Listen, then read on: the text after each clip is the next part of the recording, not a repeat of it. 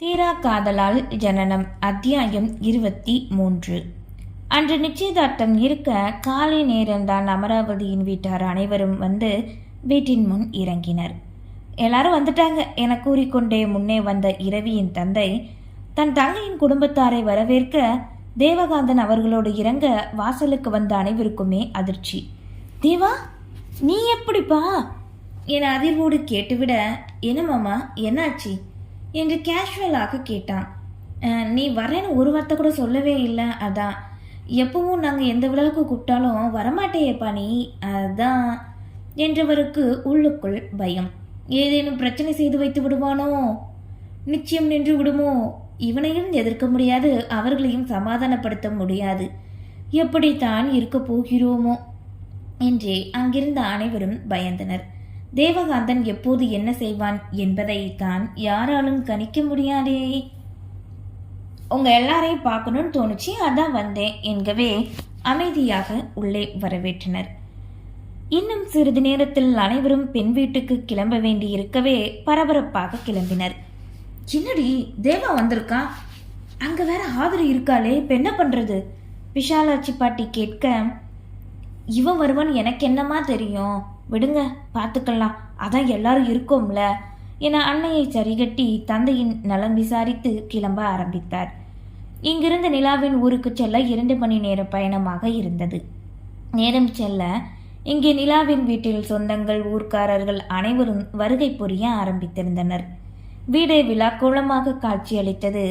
கனகராஜ் தன் குடும்பத்தாரோடு வர வாசலில் நின்ற திருப்பதி அதிசயமாகத்தான் கண்டார். தன் கரம் குவித்து வாங்க எங்க அவரோ முன்னே போட்டிருந்த பிரம்மாண்ட பந்தலில் ஆட்கள் அமர்ந்திருக்க நேராக மீசையை முறுக்கி கொண்டு சென்று விட்டார். நல்லா இருக்கீங்களாண்ணா?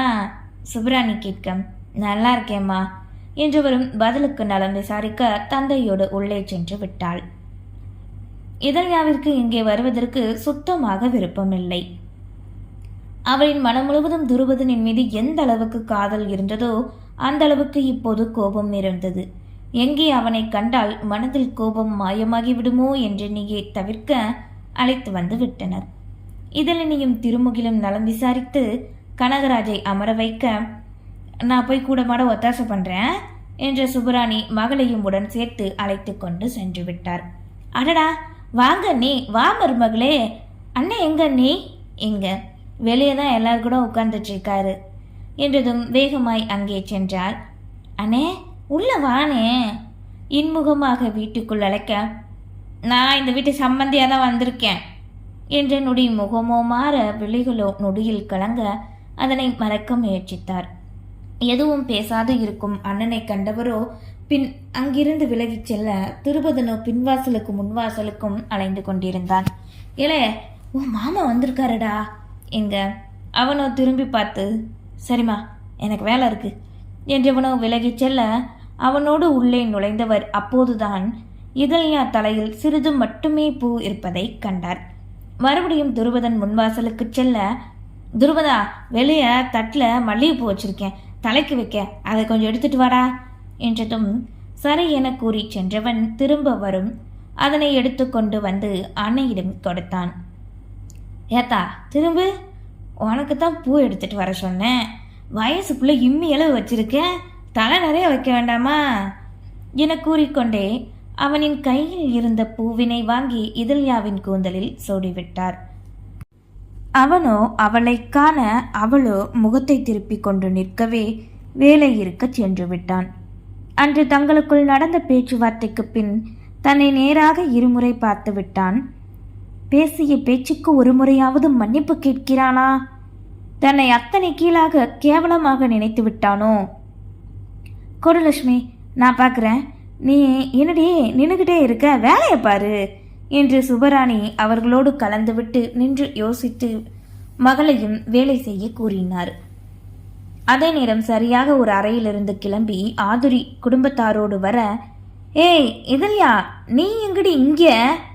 ஆச்சரியமாக கேட்டுக்கொண்டு ஹரிதா வர, சீனியரக்கா நீங்களா? அவளுமே அதிர்ச்சியானாள். ஹரிதா இதழ்யா இருவருமே சென்னையில் ஒரே கல்லூரியில் தான் பயின்றனர். அப்போது இதழ்யாவின் படிப்புக்கு பல உதவிகள் ஹரிதா செய்ய இருவருக்கும் நல்ல நட்பு மலர்ந்தது. அவங்களுக்கு முன்னவே தெரியுமா? வரலட்சுமி கேட்க, நாங்கள் சென்னையில் ஒரே காலேஜில் தான் படித்தோம். அப்போ நான் பிஜி பண்ணும்போது இவ யூஜி படிச்சுக்கிட்டு இருந்தா. என்னோட ஜூனியர். எங்க இவங்க யார் லட்சுமி என சுபராணி கேட்க அறிமுகப்படுத்தி வைத்தார். சில நொடிகள் மட்டுமே பேசிவிட்டு வேலை இருக்க சென்றுவிட ஹரிதாவும் இதழ்யாவும் பேசிக்கொண்டே நிலாவின் அறைக்கு நுழைந்தனர்.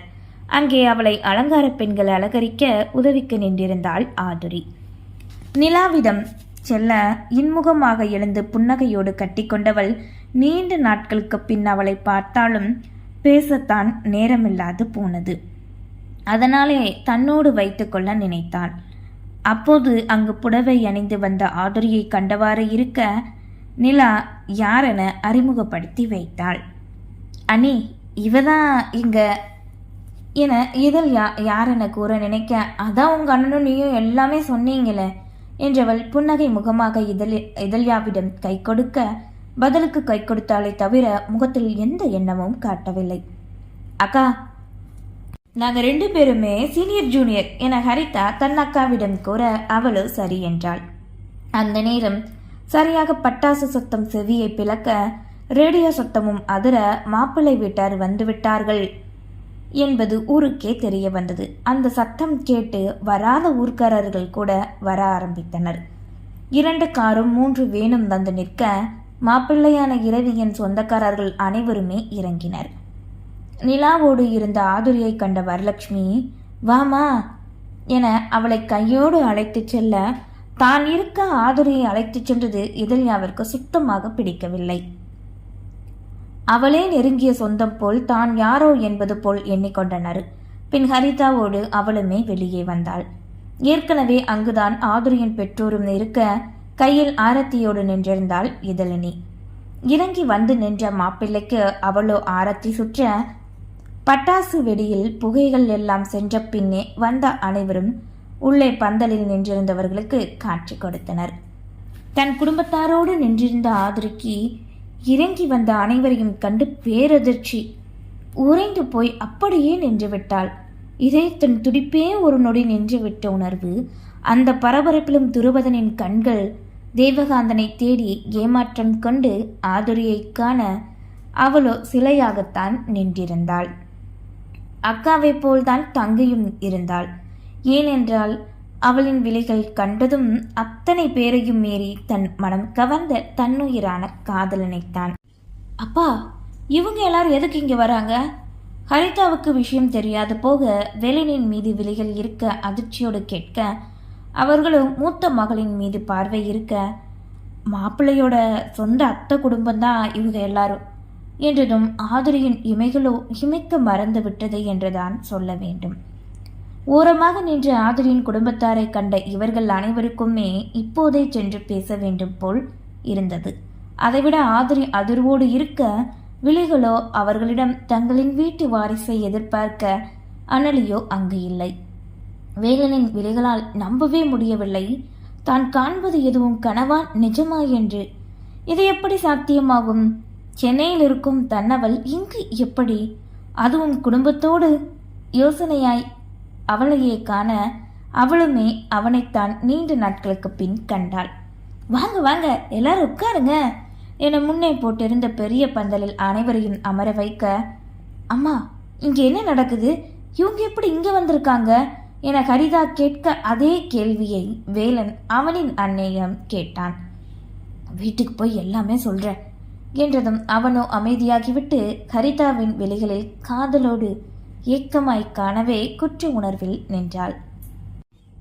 என்னங்க, மருமக மட்டும் இருக்கா, பேத்திய காணோமே என தன் அறையில் அமர்ந்திருந்த கணவனிடம் அமராவதி கேட்க, அதைத்தான் நானும் பார்த்துட்டு இருக்கேன். ஆமா, இந்த தேவா எங்க போய் தொலைஞ்சான்? எதுவும் பிரச்சனையாயிராம பயத்தோடு முணங்கி கொண்டு பார்வையை சுழற்றினார். அத்தனை பேரையும் கண்ட ஆதுரிக்கு ஒரு நொடி தன்னவன் இல்லையே என்ற ஏமாற்றம் ஏக்கமாக மாறியது. இருதலை கொள்ளையாக இருந்தவளின் உள்ளமோ இவர்களை கண்ட பின் அவனின் வருகையை எதிர்பார்த்தது. ஏனோ ஒரு முறை அவனை பார்க்க வேண்டுமென ஆசை மனதினை அரித்தது. விழிகளோ அவளையும் அறியாது கலங்கி கண்ணீர் வெளிவந்துவிட துடைத்து கொள்ளவே தேவகாந்தனின் வீட்டாருக்கு அவளுக்கு ஆறுதல் கூற முடியாத நிலை. தன் அருகில் ஆதுரியை அழைத்து தங்களின் குடும்பத்தோடு அவளை அமர்த்தி கொள்ள பெரியவர்களான தாத்தா பாட்டி இருவருக்குமே ஆசை. இருந்தும் என்ன செய்ய முடியாத நிலையில் உறவுகள் இருக்கவே சுப நிகழ்ச்சியிலும் வேதனை கொண்டனர். அனைவரும் வந்தமர்ந்து கூட்டம் கலைந்து ஓரமாக நிற்க விழாவும் ஆரம்பமாக வந்தவர்கள் அனைவருமே தன்னையே காண ஏனோ அவர்களை அவளால் பார்க்க முடியவில்லை. தப்பு செய்தது என்னவோ தேவகாந்தனே. அவனின் மீது கோபம் கொண்டு இவர்களையும் பகையாக்கி வைத்ததை நினைத்து ஒவ்வொரு நாளும் வேதனை கொண்டுதான் கடத்தினாள். அங்கே நிற்க முடியாத செல்ல நினைத்து கண்ணீரோடு ஆதரி திரும்ப மம்மி என்ற அனலியின் குரலில் அப்படியே நின்று திரும்பி காண அதிர்ந்தே விட்டாள். அவள் இத்தனை நாட்களாக எதிர்பார்த்ததுதான் நடந்துவிட்டது. இருந்தும் எப்படி பெண்ணவளால் சட்டென அதனை கண்டு அதிர்ச்சியுறாமல் இருக்க முடியும்?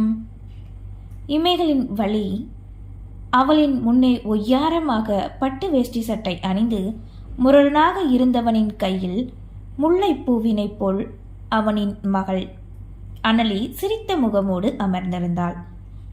அப்படியே இருவரும் ஒரே ஜாடை ஒரே போல் இருக்கவே இமைக்க மறந்து அவர்களில் நடந்து வரும் அழகினை காண வந்தவர்கள் அனைவரும் பார்வையும் அவர்களின் மீதுதான் இருந்தது. டேய் உன்ன என்று திருக்குமரன் செல்ல பார்க்க சட்டென தடுத்தாள் ஆதுரி. ஏன் பேத்தி எப்படிமா அவன் என்க எல்லாரும் இருக்காங்கப்பா, வேண்டாப்பா என மகளை கூறிவிட அவரால் அதற்கு மேல் எதுவும் செய்ய முடியாது நின்றார். தன் கண்முன்னே என்று தன் மகளை அடித்தானோ அன்றிலிருந்து மாப்பிள்ளையான தேவகாந்தன் ஜென்ம எதிரியாக மாறிவிட்டான். அனலி வேறு அடிக்கடி தேவகாந்தனை சந்தித்த விஷயம் தன் மகளுக்கு தெரிய வந்தால் வேதனை கொள்வாளே என்ற எண்ணத்தோடு திருக்குமரன் மகளை காண அவளும் இறுக்கமோடு நின்றிருந்தாள். பார்த்தாலே எளிதாக தெரிந்துவிடும் அவர்கள் இருவருமே தந்தை மகள் என்று. அப்படி ஒரு முகஜாடை இருக்க சட்டென அழுகையோடு எழுந்தே விட்டார் அமராவதி. அவராலும் எத்தனை நாட்கள் தான் தங்களின் ஆசையை அடக்கி வைத்திருக்க முடியும்? மகனின் அருகில் நெருங்கியவரோ என் தங்கமே என்ற வார்த்தையோடு பேத்தியை வாங்கினார். அவளோ யாரென புரியாது அவர்கள் கொடுக்கும் முத்தத்திற்கெல்லாம் தடுமாறி திணறித்தான் போனாள். தன் நெஞ்சோடு அனைத்து முகமெல்லாம் முத்தம் கொடுத்து தடவி கொடுக்கவே ஆதுரியோ ஒவ்வொரு செயலையும் பார்த்து கொண்டேதான் இருந்தாள். மகளை மீறி பெற்றவர்களாலும் ஒன்றும் செய்ய முடியவில்லை. ஆதுரி மனமோ இதனை கண்டு கனத்த உணர்வுக்கு சென்றது. எங்கே இவர்களின் இந்த அன்பு தன் மகளை தன்னிடமிருந்து பிரித்துவிடுமோ என்ற எண்ணம். பயமோ நெஞ்சினை கவ்வ உடனே சென்று தன் மகளை பறித்து கொள்ளத்தான் கரங்கள் துடித்தது. தான் மட்டும் இப்போது அப்படி செய்து அதற்கு தேவகாந்தன் தனக்கு உரிமை இருக்கிறது என்று சண்டை போட்டு இதனால் இங்கு கலவரமாகி நிச்சயம் நின்றுவிட்டால் என்ன செய்வது? இன்னும் ஒரு வாரத்தில் தனக்கு கணவனாக போகிறனவளோடு ஆயிரம் கனவுகளோடு இருக்கிறாள் நிலா.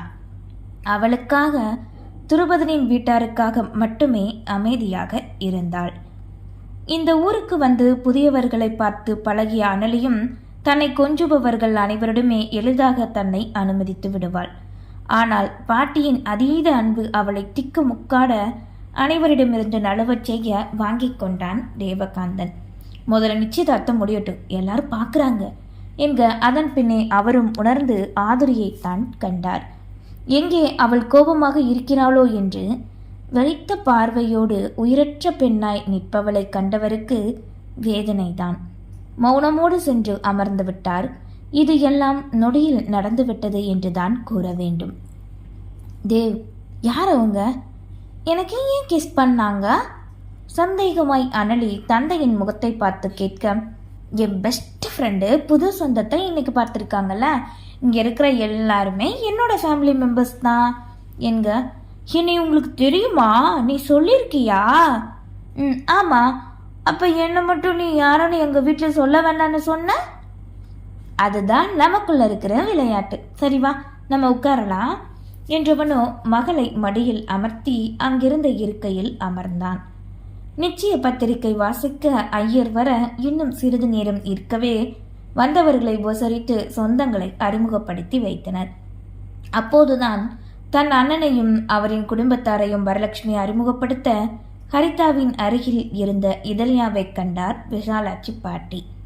அதே நேரம் இதழ்யாவின் பார்வை சந்தேகமாய் வேலனின் மீது படிய அதையும் சேர்ந்தே கவனித்தார்.